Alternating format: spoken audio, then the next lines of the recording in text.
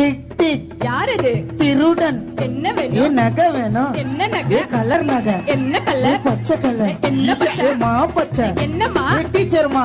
என்ன ஏ டீச்சர்? கணக்கு டீச்சர். என்ன கணக்கு? ஏ வீட்டு கணக்கு. என்ன ஏ வீடு? மாடி வீடு. போனும் பொண்ணும் ஒண்ணு, போனும் பொண்டாட்டியும் ஒண்ணு. எப்படி ரெண்டுமே இல்லாம மனுஷனால வாழ முடியாது.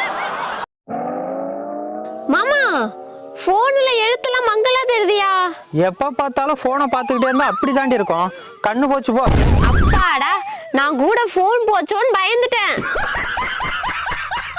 ஏண்டா இவரெல்லாம் 4 கட்டு புல்லு கட்ட விட்டுருந்தா இப்படி போன பாத்துட்டு இருப்பாளா?